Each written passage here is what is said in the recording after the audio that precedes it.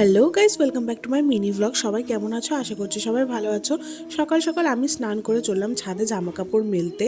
এইদিকে দেখো জ্যাকলি আসে বলে এখানে আটকে রাখা হয়েছে, আর এইদিকে অনেক বাসনপত্র, চেয়ার টেবিল সব আনা হয়েছে, কারণ কালকে আমার 7 মাসের স্বাদ। কালকে অনেক লোক আসবে বাড়িতে। এইদিকে দেখো ছাদে আগেই বালতিটা উঠিয়ে রেখেছিলাম, কারণ আমি এত ভারী বালতি নিয়ে আসতে পারি না। এদিকে আমার সব জামা কাপড় মেলা হয়ে গেছে। অনেকদিন পর আজকে ছাদে এসে জামা কাপড় মেললাম। আমাদের উঠানে যে ছোট্ট ফুলের বাগানটা আছে, ওই বাগানে অনেক সুন্দর সুন্দর ফুল লাগানো হয়েছে। কোনো সময় তোমাদের ভালো করে দেখাবো।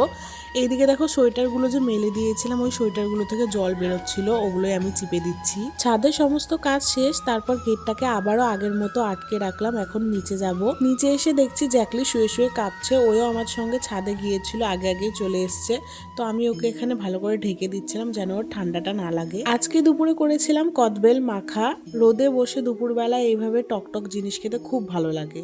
আর না, আজকে দুপুরবেলা আমাদের বাড়িতে খিচুড়ি রান্না হয়েছিল। জ্যাকলি তো একা একা খিচুড়ি খেতে চায় না, তাই জন্য সবার খাওয়া দাওয়া হয়ে যাওয়ার পর মা এখানে জ্যাকলিকে খিচুড়ি খাইয়ে দিচ্ছিল। আর দেখো, ওর খিচুড়িটা এত টেস্টি লেগেছে, বারে বারে করে চেটে পুটে খাচ্ছে। তোমরা তো সবাই জানোই এই টাইমে আমার বাইরের খাওয়াটা উচিত না, কিন্তু আমার না খুবই পিৎজা খেতে ইচ্ছে করছিল, তাই জন্য আমি এখানে বাড়িতেই পিৎজা বানিয়েছিলাম।